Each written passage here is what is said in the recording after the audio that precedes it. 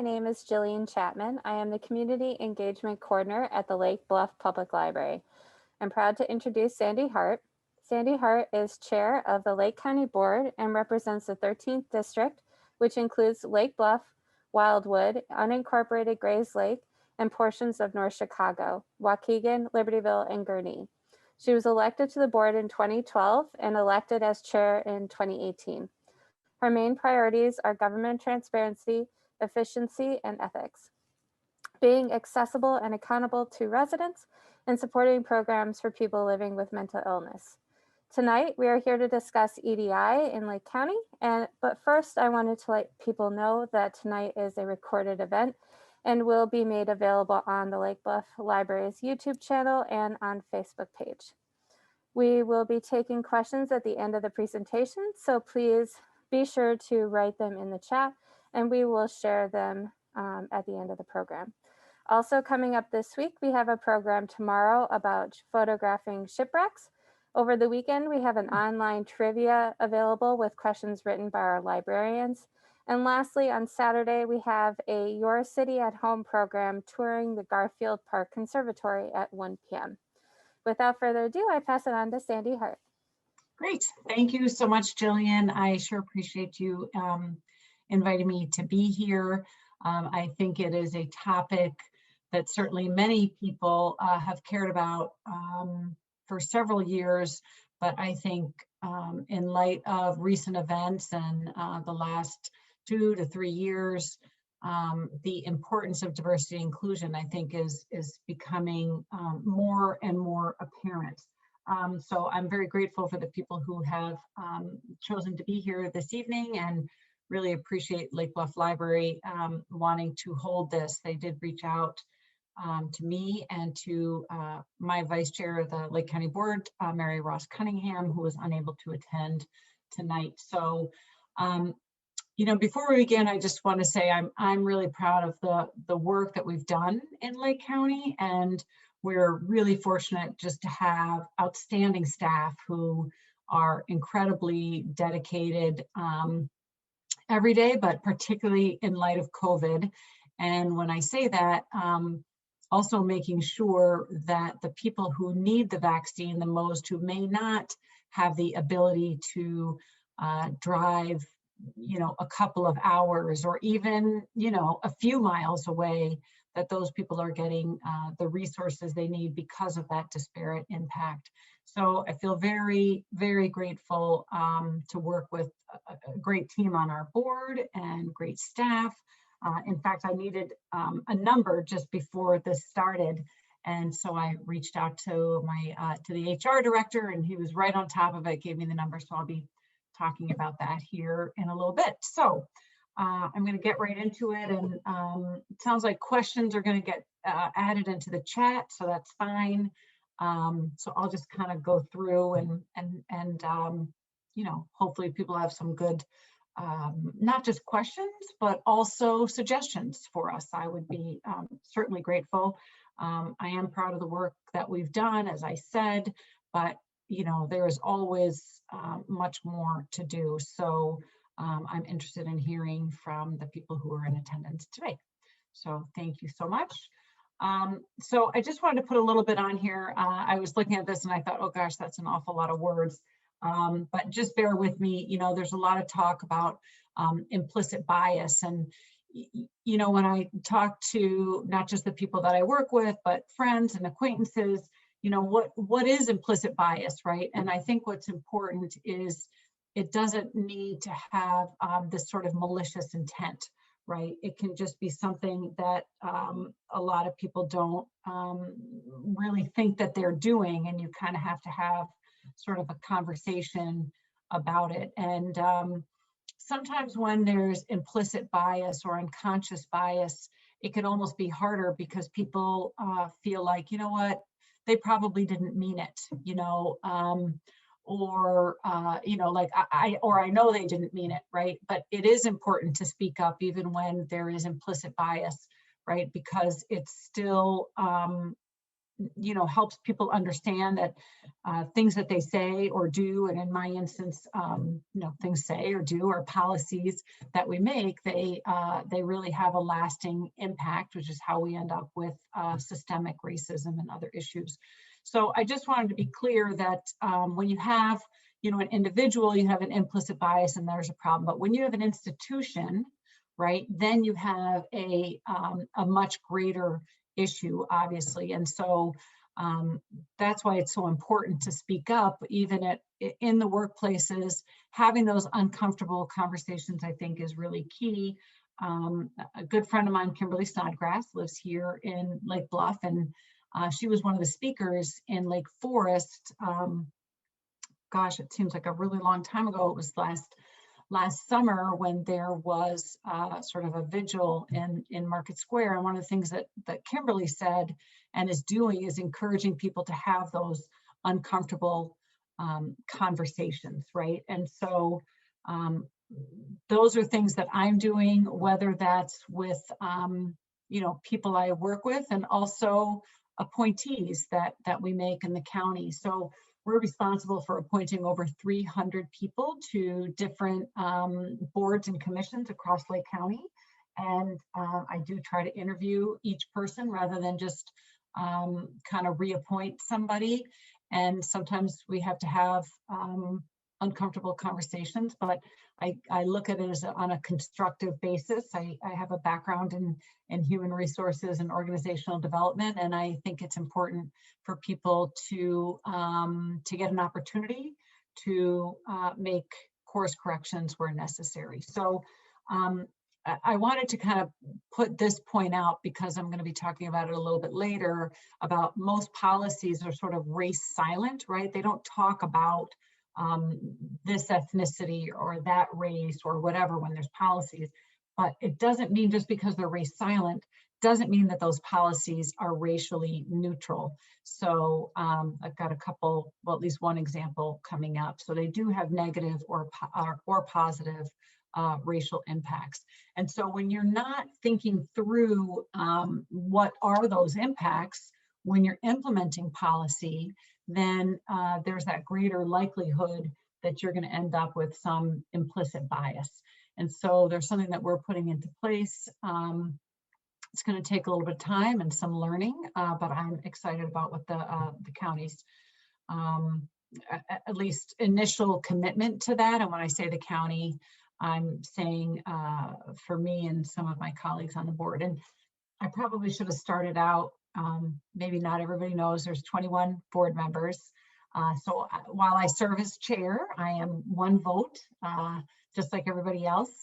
And so there are things that I am eager to do, but can't do unless I get 10 people to go with me. But we do have just an outstanding board who I think care very deeply about social justice issues, and I'm excited about some of those things that we're putting in place. So onward. You don't have to read this whole thing. It's obviously an eye chart, but this is essentially our commitment to diversity as a resolution that we passed in 2019 in June. But this is really this first sentence, and for me, it's a little cut off because of the top of the Zoom. Oh, excuse me. The top of the Zoom, but that's from our strategic plan, which we passed in June 2019. But I think we had our initial meeting starting in February. So I became chair of the board in December of 2018. And then we really hit the ground running, starting right away in January and then setting up the strategic plan.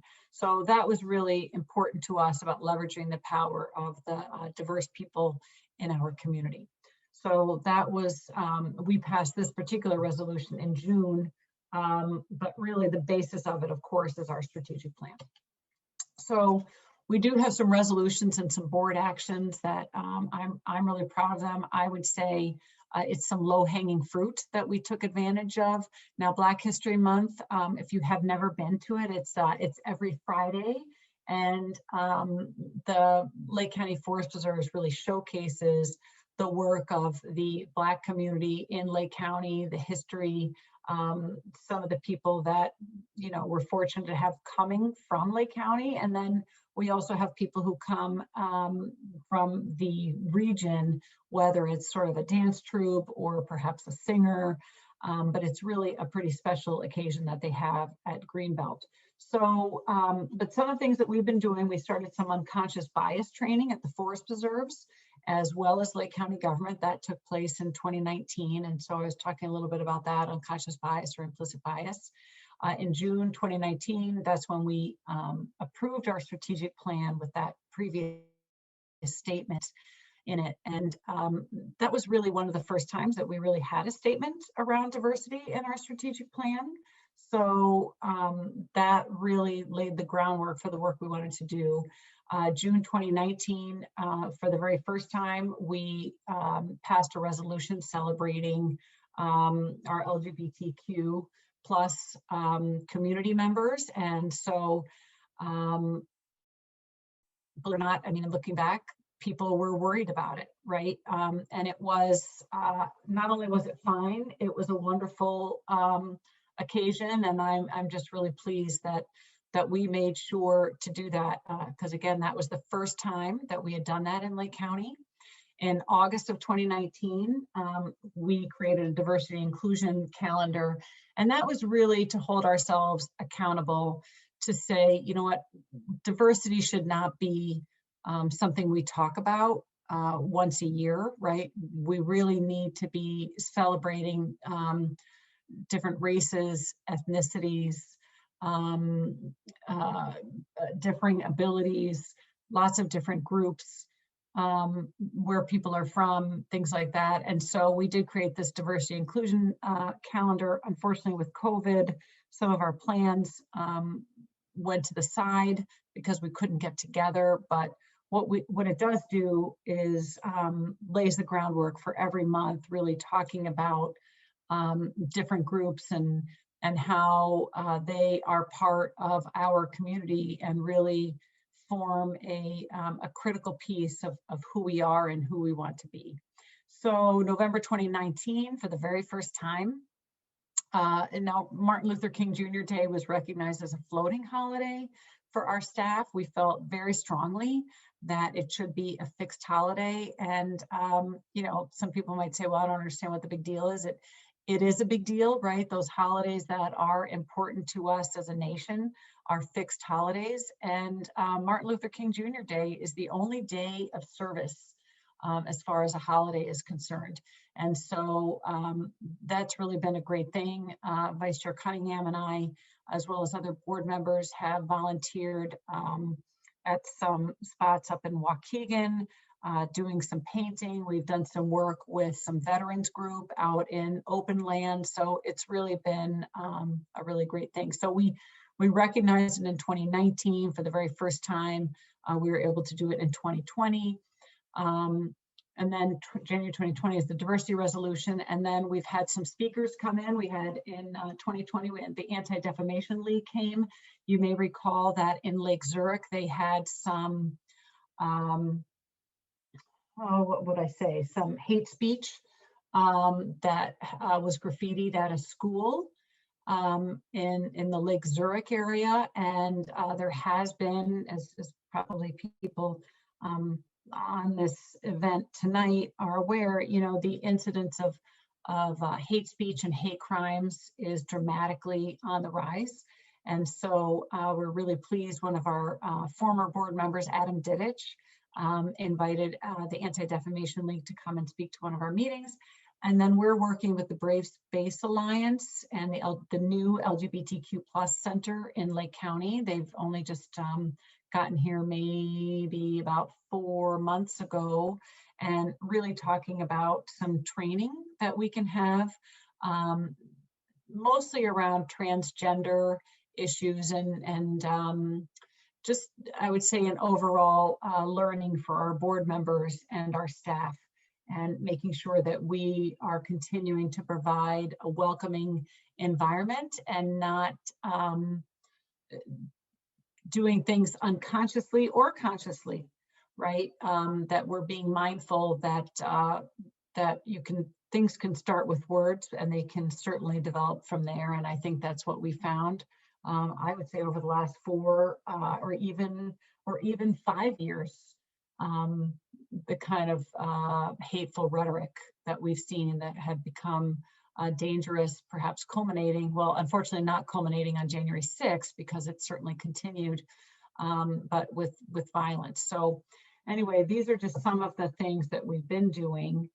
Um, One of the things that we're looking at, and there's about over 100 different governments around the country that are looking at something called a racial equity impact assessment.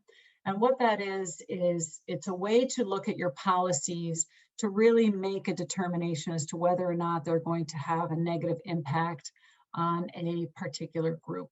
So one thing they have, I'll just have an example. There's something called a pretrial risk assessment tool. It's a tool that's not used in our courthouse anymore, but there was one that was used, and it was used across the country. So, but what they found was it's a tool to figure out, hey, is this person perhaps a flight risk or a risk to the public? If you bring somebody in, should we be holding them pre-trial, right? Or is there a risk that they perhaps won't come back or whatever?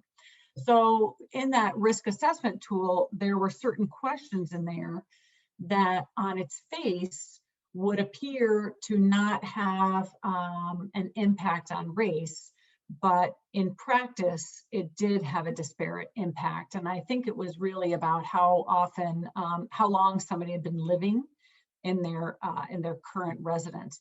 Well, we know that low-income people do have more of a tendency to perhaps not own their own home and maybe move, right, in apartments or whatever. And so when you're looking at that, it has this disparate impact on low-income people. And when you get into low-income people, that has a disproportionate number of Black and brown people. So suddenly you're using this tool that's to tell you whether or not somebody is a flight risk, and just one piece of that tool actually leads more people in Black and brown communities to perhaps be detained in jail when perhaps they're not really a risk at all. So that's just one of those things that that need to be looked at. So in looking at this racial equity impact assessment, I think it's really important as we think through what are the things the county wants to achieve or the state wants to do, and kind of by going through this process. And I just pulled out a few of these that I felt sort of gave a good overall look to it, but it really makes you stop and think, right? So what, what could be an unintended consequence of putting something forward? And certainly I think our board has done a good job in trying to think through those things. But what I really like about this particular tool is that it just has a very clean list of questions and a process, and then sort of an opportunity to kind of, that sort of that flow chart, if you will, sort of the yes, no, and you go this way and that way. And then of course, there's that important evaluation piece when we're going through our budget at the end of the year. And we've, given money or resources somewhere, oftentimes you're always looking forward. And with this tool, you're stopping and you're saying, hey, let's evaluate what that program is, and did it deliver what it was meant to do, and is there a potential that it had again, those unintended consequences.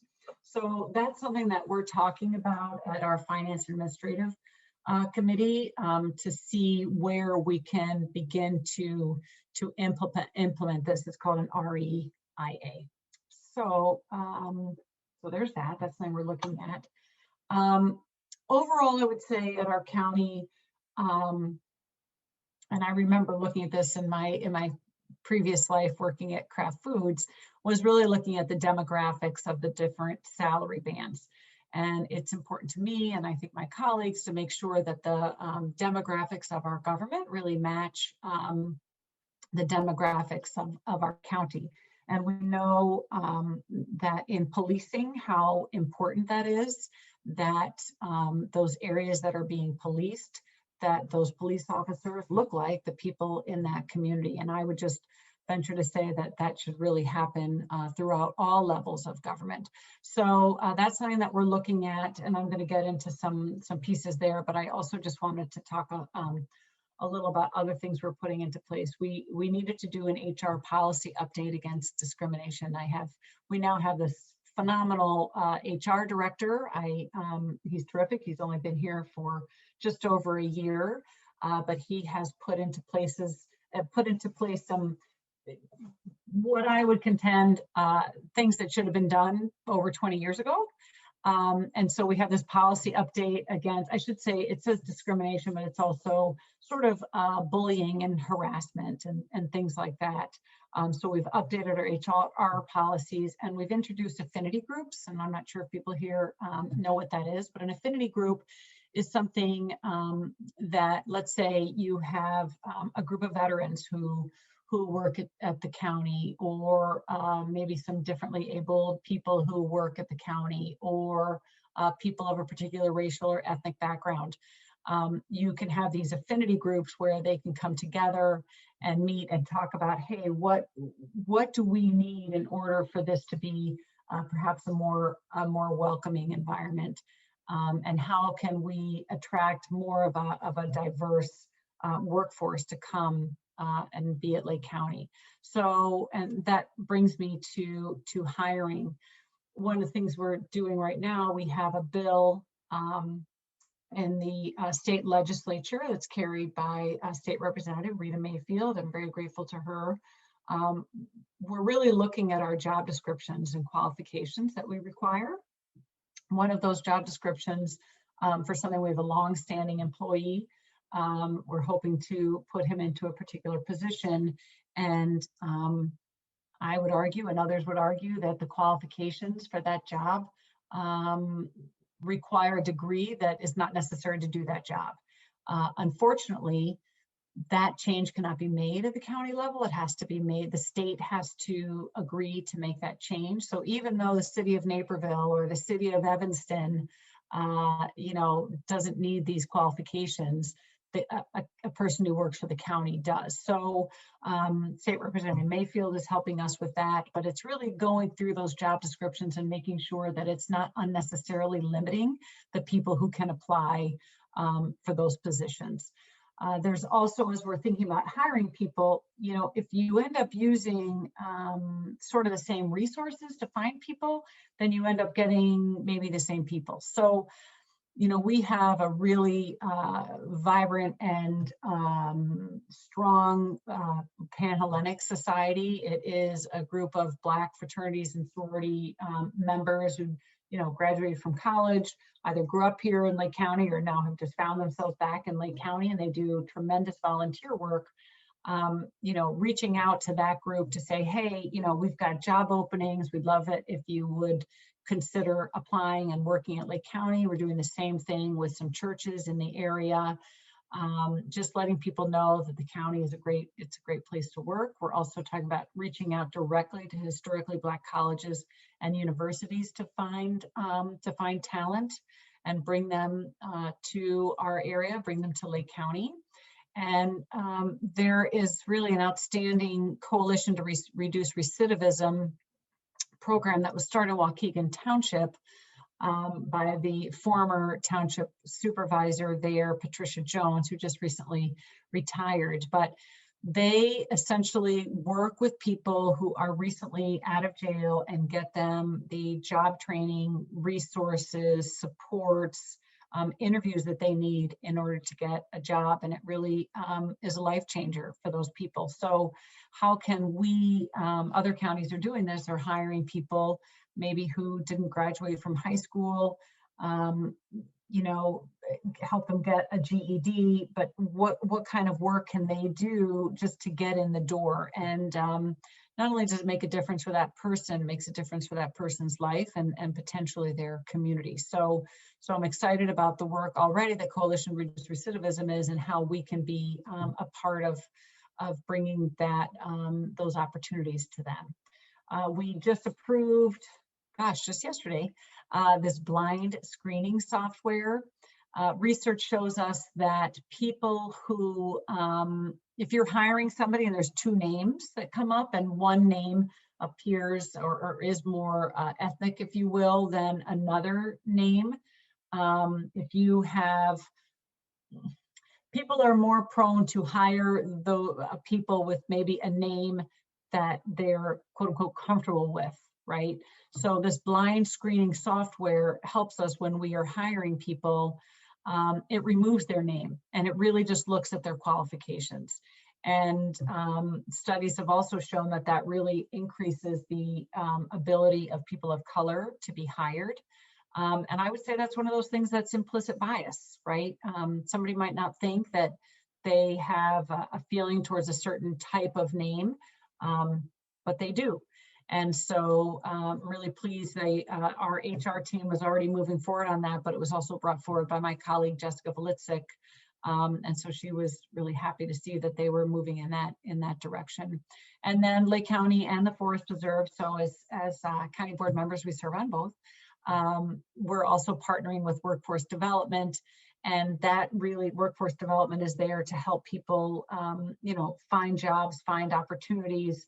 And so where in our county and forest preserves can we give people that work experience they need in order to set them up for success in the future? So those are just some of those things that we're working on. And please know that all of this has been done in just over 2 years during COVID. So it's really been a lot, but I would say it's been a big priority for our board. So I just wanted people to see this. Our HR director I was talking about, who's just really excellent, took the time, found Lake County residents by ethnicity. That says Lake County citizens, it should be Lake County residents. So Lake County residents by ethnicity, it's 70% white, 6% Asian, 18% Hispanic, 7% Black or African American, and then Lake County employees. So if you go back, it's 63% white, right? So it looks like, oh, okay, we've got a lot more, say, Hispanics that are working for us. But if you look at it by salary grade, you can see that we have some work to do, right? So this is our management level, those salary bands. So, almost 76% of our managers are Caucasian. Only 7% are Hispanic, 10% are Black. So there is some work to be done, and I appreciate that our HR team is really looking at that. So you'll see that's based off of 406 total employees, and we are making an impact on changing that. These are the new hires for the past 6 months, and this was the information I was asking for him to give me. It was 139 people we've hired in the last 6 months, 50% Caucasian, 20% Hispanic, 21% Black or African American. And so I think it was because the county has made a priority for the demographics of Lake County government to really mirror the demographics of our county. You can see in the last 6 months that they're actually doing it. So I'm really pleased to have a team that cares deeply about this and is doing the reaching out to the churches and reaching out to the Coalition to Reduce Recidivism and reaching out to the Pan-Hellenic Society and trying to find and are finding really terrific candidates who are making great employees at Lake County. So there's that. And this is actually the entire presentation is going to be at our diversity inclusion meeting, which is tomorrow. So I wanted to give a little bit, I wasn't even sure what to title this slide. I just called it outreach. One of the things that was important to me is that we mirror the state of Illinois' business enterprise program. And what that is, it is the state assists businesses that are owned by minorities, women, and people with disabilities in access to the state's procurement process. So many times when people don't have those supports in place, they don't know how to get those government contracts. So it just really helps, they do sort of seminars and things like that about about how to do it. And then that's just a little bit of what did the businesses look like, right? So at least 51% owned and controlled, US citizen or legal permanent resident alien. And so when I talk to the state about their program, the other thing that they do is they set goals. So let's say we have a department, whatever their budget is, 10 million. And of that budget, $1 million is set aside for contracts. So the state has a formula based upon demographics of the county or the surrounding area that X percentage of their contracts should be able to come from a minority-owned, women-owned, people with disabilities owned business. And so those departments they now have a goal that they have to set. So if it's 20%, right, that's the $200,000, and they have to show how they're going to achieve that goal. And what the state of Illinois found is that was an extremely successful way to do it, and many departments were able to exceed that goal. And I know there are many businesses in Waukegan and North Chicago and Zion and Round Lake Beach and others that would really love the opportunity to contract with Lake County. And so we're working towards putting something like this together. We have been a little bit understaffed due to COVID and some other things, but this is really important, and we already kind of have the template. So, and the state of Illinois, the DCEO also has an outreach coordinator, so they're helping us with that. So that's exciting. Another thing is public transportation and paratransit. We had a study that was done a couple of years ago. I think it was complete, but essentially said that our public transportation is a mess, and paratransit in Lake County, that it is almost like a patchwork quilt. I should have included a picture of it. I'm sorry that I didn't, but it's very, very difficult for a person with disabilities or a low-income individual to utilize our paratransit or public transportation in Lake County to get to work, to get to doctor's appointments, to get to shopping. And so we have made enormous strides in working with PACE and coming closer to what I'll call a seamless transportation system that in many cases will enable seniors, low-income riders, and people with disabilities a way that they can call one number, they can get curbside service to take them directly to where they want to go. And we're working on making that perhaps a 24-hour service. We have not far from here some businesses that run third shift, and they don't have a way to get people home from there because most of the things are shut down. And so people are sometimes walking. I participate in something called a point in time count. It's when you go out and find, figure out how many homeless people you have. And so you count the people in the shelters, but you also drive around at night in the cold and see if you can find people who are sleeping outside. And we did happen to find a person who was working third shift and was just walking to find a warm place to sleep, not necessarily walking home, right? And then he was hoping to, stop by a restaurant, get something to eat, and then go back to work the next day. So that's really going to be a life changer, and we're moving pretty quickly on that. I'm hopeful to have something. We're in April, so maybe end of June or July on having some really nice announcements. Mental health initiatives is really an important thing. It's something that when Jillian introduced me at the beginning, it's something that I care very deeply about. I would say that mental health is like one of the last stigmas that really exist in our country. And so making sure that we have the resources that people really need, particularly people who struggle with serious mental health issues.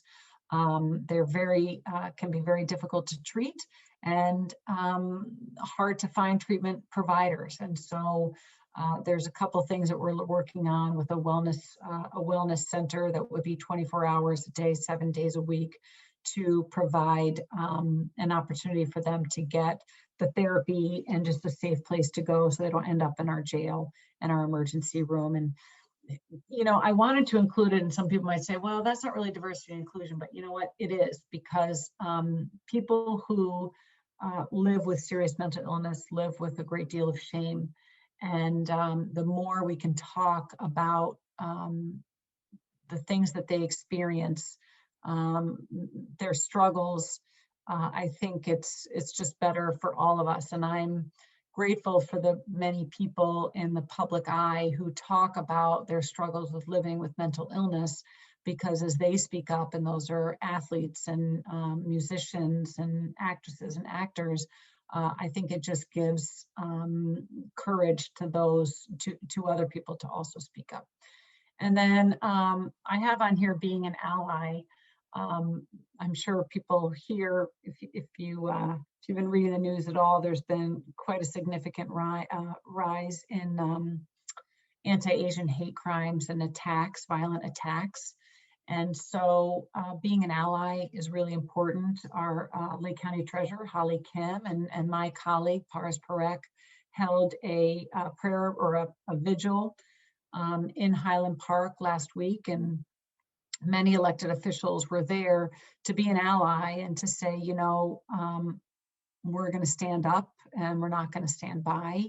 And, it's been interesting. I think even when you just go to one of those events, right, and you take a moment to think about how the conversations that some families are having to have around their dinner table. And this is what Treasurer Holly Kim was saying. She has 4 children, and having a conversation like, hey, could these kind of attacks happen to you, Mom? Could they happen to us? It's a scary time, and that goes not just for people of different race and ethnicities, but certainly the LGBTQ plus community who have for many years dealt with violence and hatred and discrimination. So I think that's really important that we as a county board are outspoken allies for different groups, and that we kind of put our money where our mouth is, right? So we can pass these resolutions. They don't mean anything if we don't stand up. And so that's what I'm proud of our board, that we're making sure that we do. So there's that. So just real quick, this is something Sheriff Eidelberg has just done a tremendous job, and he has only been in office for like just over 2 years. But even prior to Sheriff Eidelberg coming in, we were getting these MacArthur Foundation grants. And the reason why we're getting those foundation grants, look, it's terrific to get money from the MacArthur Foundation, and the work that they do is totally instrumental in changing how criminal justice is viewed around our country. But Lake County is getting these grants. It's wonderful to get them, but the reason why we got them is because we have significant ethnic and racial disparities in our jail, right? So terrific that we got the money. Not so great the reason why we got the money. So what Sheriff Eidelberg and his team have done in working with Loyola University, and they have been just terrific. They've created this dashboard. Anybody can use it. You can have all sorts of different filters, and you can see different things like, what does the length of stay look like, depending upon, and you can sort of separate out, okay, Caucasian, Black, Hispanic, you can separate male, female, different ages. What's the highest charge, right? It's you could say, well, it doesn't matter if the charges of this group are, felonies, whatever level, and then this group is something else. Well, you can kind of fix all that and see what that looks like. So if you haven't viewed it, you can go to lakecountyil.gov and then click on Sheriff, and then there's another spot to take you to that dashboard, and you can kind of play around in there. But he also has something called a Criminal Justice Coordinating Council or Community Council, and they meet quarterly and really talk about what are those important changes that we need to make in policing here in Lake County, so that people feel that it is community policing, right? It's sort of a different way of looking at law enforcement, I think. And I just think Sheriff Eidelberg has just done a tremendous job. And then thinking about this no cash bail and what that means in the state of Illinois, right? I can tell you, last I was looking at this, the number of people, let's say 490 people in our jail. Of that 490 people, about 92% are there pre-trial. So of those 92%, they have not been found guilty, right? They're there pre-trial. There's quite a high number of those people who have cash bail. So even though they might be in there on a violent crime, right? So if somebody has the money, they can get out, right? So I just think that's it's really very interesting to look at this dashboard, and I'm just really pleased that they put that in place. But that's another way where we're really looking at where do those disparities exist, not just within Lake County government, but really in the people who find themselves in our criminal justice system. And then lastly, I think this is lastly, I'll close with really COVID-19 and kind of the social determinants of health. And I'm not sure if people here are familiar with that, but I'll try to be quick. You know, if you live here in Lake Bluff in our zip code, you're going to live longer, right? Or studies would show you are going to live longer than if you live just, what is that, 3 or 4 miles north, or maybe not even, right? Than the people who live in North Chicago. I think the last time I had looked at it, I think more than 75% of the people who call North Chicago home live below the poverty level. So, and then you come into Lake Bluff and Lake Forest. And so those social determinants of health, right? Do they have access to fresh fruits and vegetables? Do they have access to the best education? Do they have access to great open spaces, right? Outdoor spaces and parks and things like that. Do they have good access to medical care, right? Do they have access to transportation to get to where they need to go? I'll just tell you, if you didn't know, they do not, right? They don't. And there's higher rates of asthma and all sorts of things. And certainly as you go further north, there's the coal plant there. So those social determinants of health have enormous impacts on not just on people's quality of life, but for how long people will live. So I know firsthand that so many people have been waiting for vaccines, and people have been extremely frustrated. And I totally understand. We, for quite some time, have not had enough vaccine. It would appear to me, I just had a conversation with the executive director of the Lake County Health Department probably 30 minutes before this. And I mean, there's a lot of vaccine available. So if you're having trouble getting vaccine, bear with us, because it's there and there are appointments. But when we were first kind of going down this road, I think the state was really focusing on, hey, where are those places that are most impacted by COVID-19? Where are those deaths occurring? Where are those people who are ending up in the ICU? And they were ending up in these lower income communities: Waukegan, Round Lake Beach, Zion, North Chicago, Highwood. There's a lot of restaurant workers, frontline workers in the Highwood area too. So what happened was, you know, obviously, like, let's push our resources to those places and help the people who are most in need.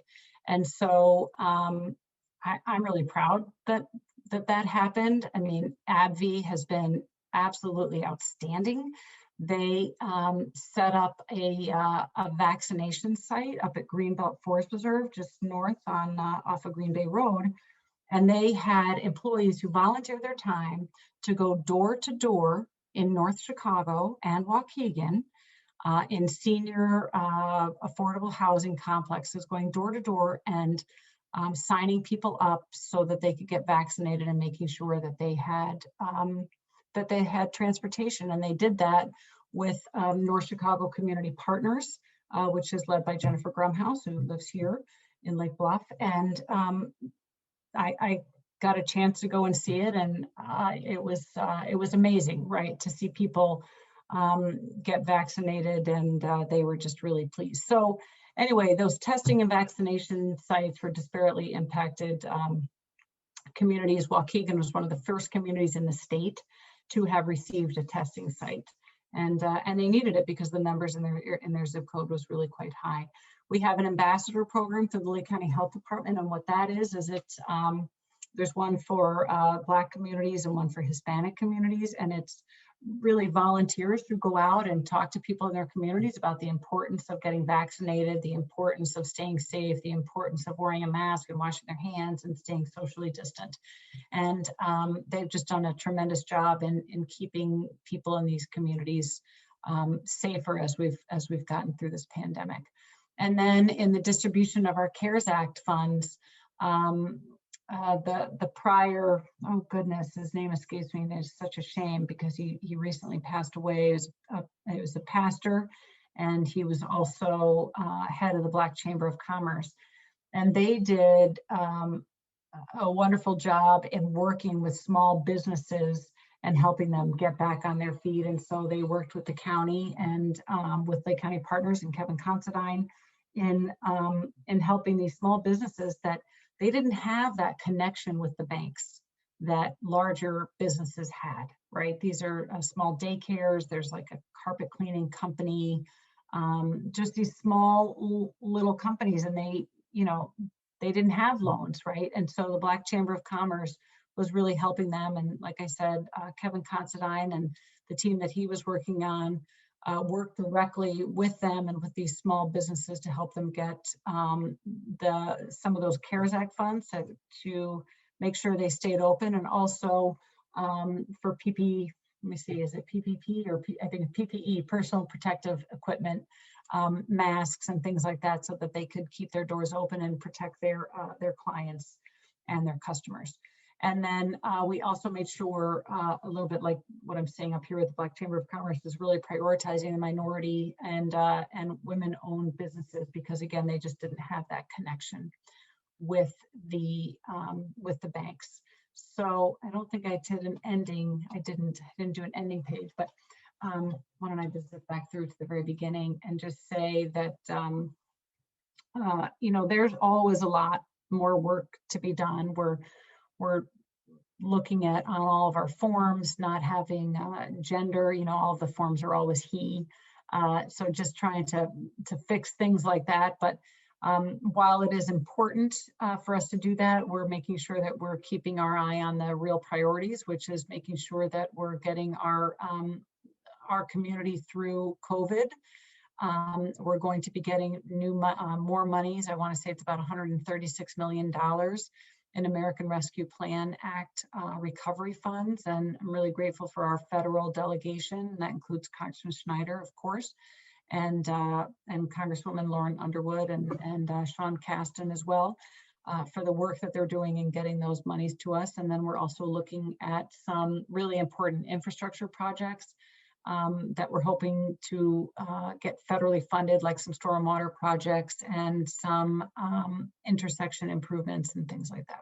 So that was a lot. I don't know that I've ever talked that much at one time. It's a little weird because I can't see everybody. I just see kind of my screen and Jillian Chapman, her black screen there. So I apologize if I droned on. But honestly, I could kind of talk about some of this stuff all day. I feel very fortunate to get to do a job that I really love and feel like I hope that I'm making a difference in people's lives. So anyway, with that, I'm happy to take any questions or suggestions if anybody has anything to share. Thank you so much for a wonderful program, Sandy. We did have a couple of comments. Somebody has commented and said, I've watched many of Kimberly Snodgrass's conversation sessions on Instagram. Always great to hear what she and her guests have to share. Another person commented, thank you. I learned a lot, and I can tell you I really care about addressing disparities and discrimination in our communities. I wonder if the racially segregated nature of our communities is of concern to the Lake County government, and if there are any ways that you've discussed to address this segregation. Thank you. So let me just jot that down. So yes, and I was just listening. What was I listening to? Was it on NPR this morning? They were just talking about in homeowners association documents. If you go back, they had, what were they called? I think like black lining, or there was a thing like you couldn't sell your home to a Black family, right? I mean, those, we know that those things existed up and down the North Shore, right? It's not just folklore, it's real. And it's shocking. So yeah, I mean, that's why there are these racially segregated communities. And I think affordable housing can do a lot to change those things, right? So that's the thing that we have. We have our Housing Community Development Commission, and this just happens to be Fair Housing Awareness Month. The importance of ensuring that people have access to safe and affordable homes, and then they're not being discriminated against. We know that families with children, single mothers, are discriminated against, and so some of the work that we do is working with the state offices to ensure that we're rooting that out. But yeah, we do. I mean, look, like I say, we believe in affordable housing. That's part of our a strategic plan, is having more affordable housing in Lake County. Housing costs in Lake County are extremely high, and so it's very difficult for a low-income family to be able to raise a family and pay rent. I think supposed to be, you shouldn't be paying more than, I think, 30% of your income on housing. If I have that, I hope I don't have that wrong, but there's a much higher percentage that are paying more than 50% of their income on housing. And so how do we combat that? We do have programs and vouchers that help people so that they can stay in their homes. And by the way, that's a lot of what that CARES Act monies did. There is an eviction moratorium on right now, but we are extremely concerned about what's going to happen if that eviction moratorium is lifted. And so we are seeking out those people who are having trouble making ends meet. And so if anybody has any concerns or knows anybody who struggles with that, you could reach out to me at Lake County, and we'll get them in touch with the resources, because we know people are out there and some people don't think it's for them. But let's make sure before somebody doesn't ask for it, let's just make sure that we find out. So. We have a couple more questions. What is the biggest impact you have seen in the last couple of years from the changes you have implemented? This one might not, and I assume this is about the diversity and inclusion. I won't just look at it overall, so I'll just stick with the topic of diversity and inclusion. I would say really making these sort of pronouncements that some people say, oh, well, you know what, that's just symbolic. And what I'm talking about is this stuff, right? First inclusion calendar. Oh, okay, well, you put that in strategic plan. Oh, you did that resolution or whatever. I would say that because our board said that these things are important to us, and we put it in our strategic plan and said, this is sort of where we want our government to go, which hadn't been done before. I think that actually showed that there was a real change in the culture and Lake County government, that it was important for us not just to be welcoming, well, let me rephrase, that it was important for us to be a welcoming place to work, and that we were going to make it a key tenet of how we approach things, right? So I think that it just set us up to make broader changes. It's not by accident that we're hiring more people of color over the last 6 months. I think it's because we are creating an environment that is more welcoming, and we are actively seeking out a more diverse employee base. So, we want people to want to come to work at Lake County government.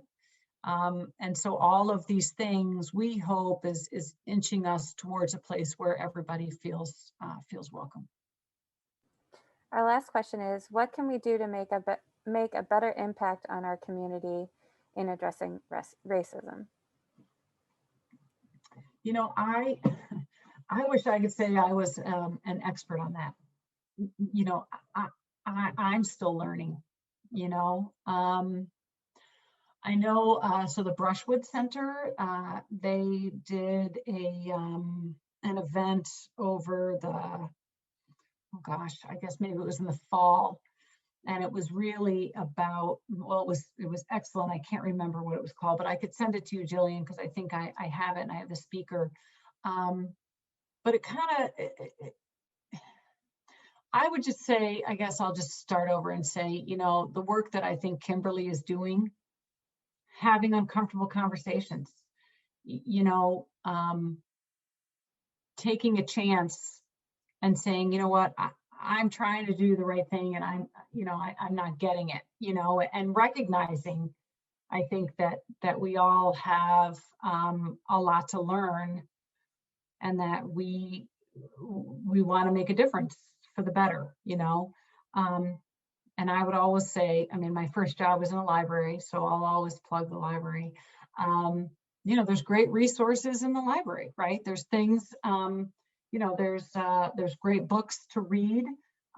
There's also great podcasts. There's great speakers, not just Kimberly, but there's other great speakers out there that'll help make you think, right? I just saw something. I wonder if I could share it. Oh gosh, let me see if I could find it. Anyway, I don't even know where it is, but just real quickly, it was really interesting. It was talking about Hurricane Katrina. And it had two photos, and they're both, I think, from the Associated Press, right? It's two photos, it's after the hurricane, and it had a young Black man, and he was chest deep in the water, right? And he had a black bag, and it had food with it, and it said, you know, young, you know, man struggling through the floodwaters after looting an area grocery store, right? And then the picture below it was a white man and a white woman, same thing, chest deep in the water, and they're carrying all this stuff. And it said, you know, two victims, I think it was like two victims struggling after finding food, you know, after Hurricane Katrina, right? It's like just those little things that you see like, okay, it's how, you know, it's how things are worded, right? Did somebody mean to do that, you know? So I don't know, I think searching out those things, recognizing that there's a lot of work to be done. I mean, we keep saying, you know, after some of the violence that's been occurring, or the deaths that keep happening and happening, it's shocking. And they say, you know, oh my God, it's 2020, like, you know, this isn't who we are. And I think, you know, saying, yes, it is. Yes, it is. This is who we are, until we decide that it is not who we are. And the only way I think to do that is to stand up and to speak up, right? So, and then maybe that's not going to be who we are anymore. So I wish I was an expert on it.